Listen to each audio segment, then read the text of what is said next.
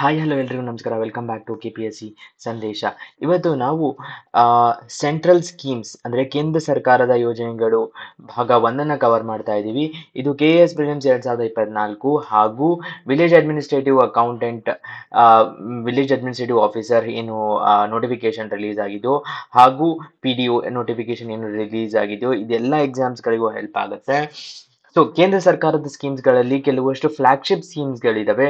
ಪ್ರಧಾನ ಮಂತ್ರಿ ಫಸಲ್ ಬಿಮಾ ಯೋಜನಾ ಆಗಿರ್ಬೋದು, ಪ್ರಧಾನ ಮಂತ್ರಿ ಕೃಷಿ ಸಿಂಚಾಯಿ ಯೋಜನಾ ಆಗಿರ್ಬೋದು. ಈ ತರದ ಕೆಲವಷ್ಟು ಹಲವಾರು ಇಂಪಾರ್ಟೆಂಟ್ ಸ್ಕೀಮ್ಸ್ಗಳಿದಾವೆ. ಈ ವಿಡಿಯೋ ಲೆಕ್ಚರ್ ಅಲ್ಲಿ ಆ ತರದ ಸ್ಕೀಮ್ಸ್ಗಳನ್ನ ಬಿಟ್ಟು ಬೇರೆ ಕೆಲವಷ್ಟು ಈ ಮಧ್ಯೆ ನ್ಯೂಸ್ ಅಲ್ಲಿರುವಂತಹ ಸ್ಕೀಮ್ಸ್ ಅನ್ನ ಕವರ್ ಮಾಡಬೇಕು ಅಂತ. ಸೊ ಆ ಸ್ಕೀಮ್ಸ್ಗಳು ಎಲ್ಲರಿಗೂ ಸರ್ವೇ ಸಾಮಾನ್ಯವಾಗಿ ಗೊತ್ತಿರುತ್ತೆ, ಅದರ ಫೀಚರ್ಸ್ ಗೊತ್ತಿರುತ್ತೆ. ಬಟ್ ಈ ವಿಡಿಯೋ ಲೆಕ್ಚರ್ ಅಲ್ಲಿ ಕೆಲವಷ್ಟು ಬೇರೆ ಸ್ಕೀಮ್ಸ್ ಅನ್ನ ಕವರ್ ಮಾಡಬೇಕು ಅಂತ. ನನ್ನ ಹೆಸರು ಸಂದೀಪ್ ದೇಶಪಾಂಡೆ. ಸೊ ಮೊದಲ ಸ್ಕೀಮ್ ನಾವು ನೋಡ್ಬೇಕಾಗಿರೋದು ಮೇರಾ ಯುವ ಭಾರತ್ ಅನ್ನುವ ಸ್ಕೀಮ್. ಏನಪ್ಪಾ ಅಂತ ಕೇಳಿದ್ರೆ ಮೈ ಭಾರತ್ ಅನ್ನುವ ಒಂದು ಪೋರ್ಟಲ್. ಸೊ ನೀವು ಇಲ್ಲಿ ನೋಡ್ಬೋದು, ಪ್ರೆಸ್ ಇನ್ಫಾರ್ಮೇಶನ್ ಬ್ಯೂರೋ ಇಂದ ರಿಲೀಸ್ ಆದಂತದ್ದು. ಅಕ್ಟೋಬರ್ 11ನೇ ತಾರೀಕು ಕ್ಯಾಬಿನೆಟ್ ಡಿಸಿಷನ್ ಏನು ಅಂತ ಕೇಳಿದ್ರೆ establishment of an autonomous body, ಒಂದು ತನ್ನದೇ ಆದ ರೂಲ್ಸ್ ಅಂಡ್ ರೆಗ್ಯುಲೇಷನ್ಸ್ ಇರುವಂತಹ ಬಾಡಿ ಸೆಟಪ್ ಮಾಡಬೇಕು ಅಂತ. ಅದರ ಹೆಸರು ಮೈ ಭಾರತ್ ಅಂತ. ಸೊ ಇದು ಒಂದು ವೆಬ್ಸೈಟ್ ಅಲ್ಲ, ಒಂದು ಪೋರ್ಟಲ್ ಅಲ್ಲ, ಒಂದು ಆಟೋನಮಸ್ ಬಾಡಿ. ಏನ್ ಮಾಡುತ್ತೆ ಇದು ಅಂತ ಅಂದ್ರೆ overarching enabling mechanism powered by technology for youth development. So ಏನು ಯುವಕರಿದಾರೋ ಅವರ ಯೂತಿನ ಡೆವಲಪ್ಮೆಂಟ್ಗೋಸ್ಕರ ಯಾವುದೆಲ್ಲ ನೀತಿಗಳನ್ನ ತರಬಹುದು ಅಂತ, ಅವರ ಇಮ್ಮೆನ್ಸ್ ಎನರ್ಜಿನ ಯೂಸ್ ಮಾಡಬೇಕು ಅಂತ.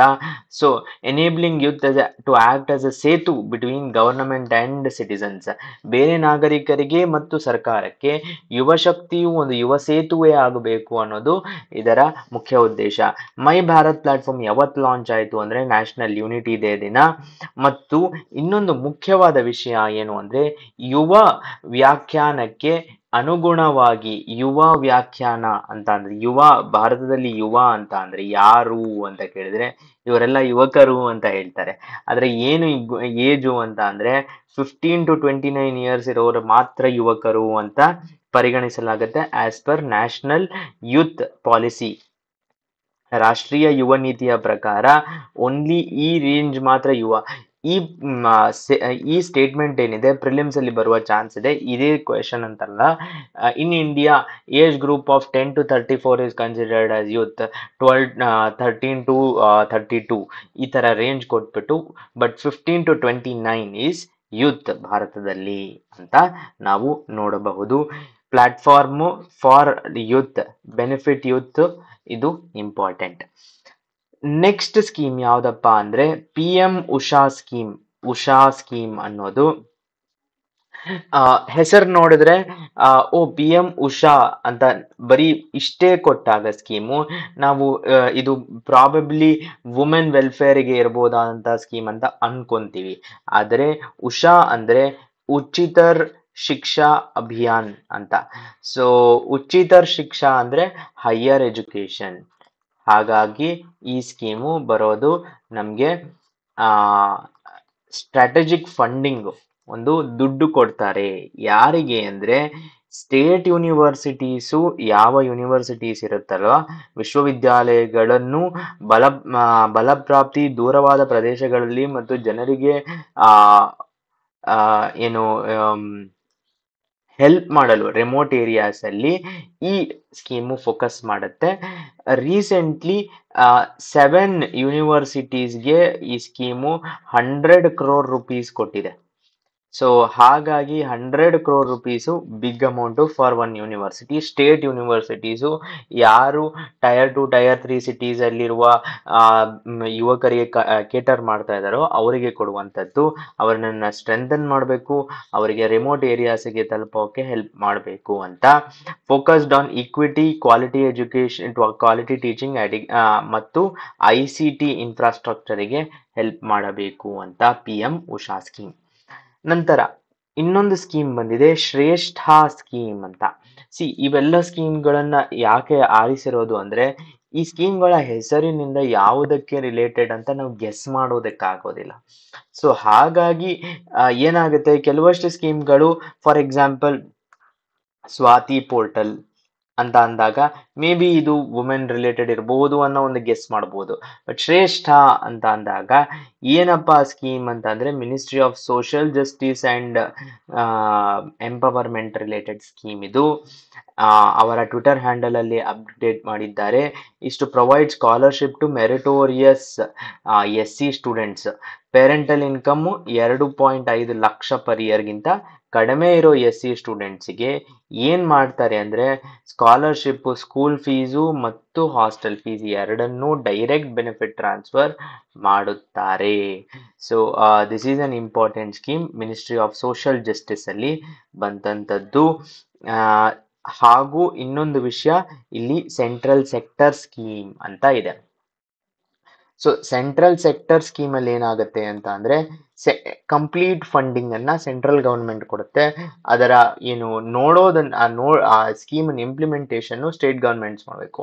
ಸೆಂಟ್ರಲ್ ಸ್ಪಾನ್ಸರ್ಡ್ ಸ್ಕೀಮ್ ಅಲ್ಲಿ ಏನಾಗುತ್ತೆ ಅಂದ್ರೆ it is in the ratio of 40:60 from centre and states. ಕೆಲವು ರಾಜ್ಯಗಳಲ್ಲಿ 25-75-25 ಇದೆ.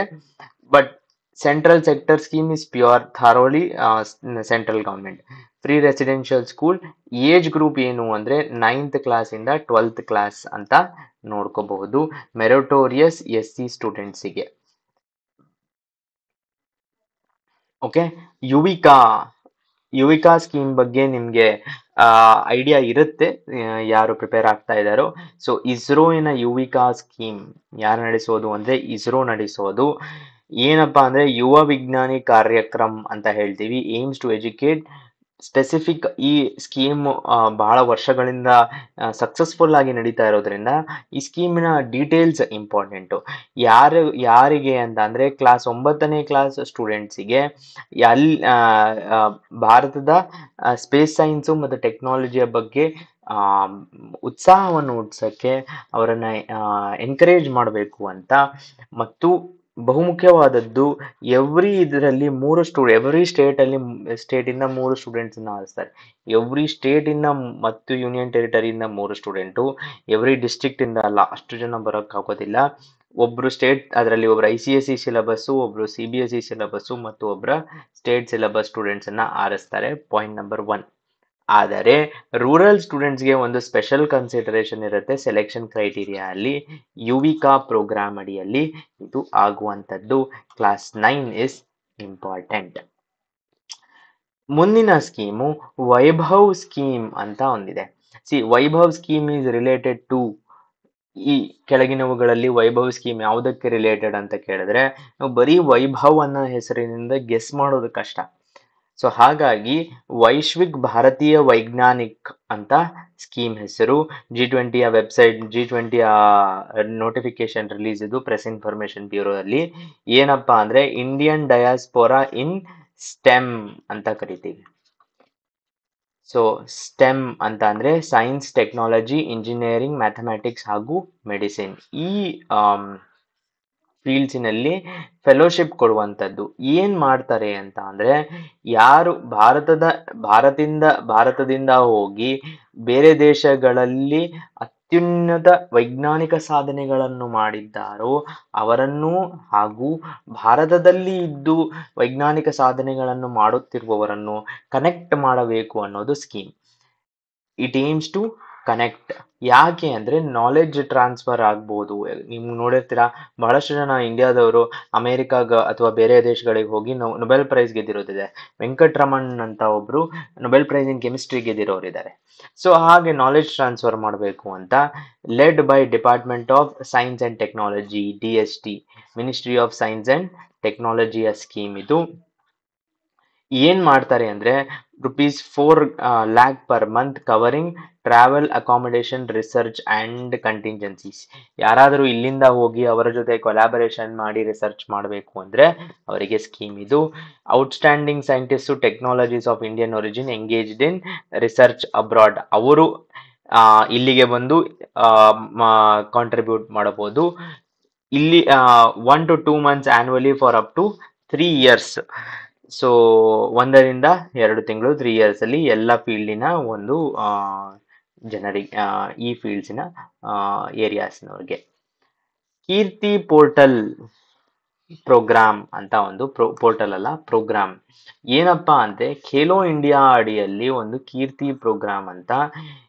ಖೇಲೋ ಇಂಡಿಯಾ ಒಂದು ಅಂಬ್ರೆಲಾ ಪ್ರೋಗ್ರಾಮ್, ಅದ್ರ ಕೆಳಗಡೆ ಬಹಳಷ್ಟು ಪ್ರೋಗ್ರಾಮ್ಸ್ ಗಳನ್ನ ರಿಲೀಸ್ ಮಾಡ್ತಾ ಇರ್ತಾರೆ. ಫಾರ್ ಎಕ್ಸಾಂಪಲ್, ಪ್ಯಾರಿಸ್ ಒಲಿಂಪಿಕ್ಸ್ಗೆ ಆ ಒಂದು ತರದ ಪ್ರೋಗ್ರಾಮ್ ಇರುತ್ತೆ, ಯಾಕಂದ್ರೆ ಇಮಿಡಿಯೇಟ್ ಫೋಕಸ್ ಯಾರು ಆಲ್ರೆಡಿ ತಯಾರಾಗಿರುವ ಒಂದು ಸ್ಪೋರ್ಟ್ಸ್ ಮನ್ ಇರ್ತಾರೋ ಅವ್ರ ಮೇಲೆ ಫೋಕಸ್ ಇಟ್ಟಿರ್ತಾರೆ.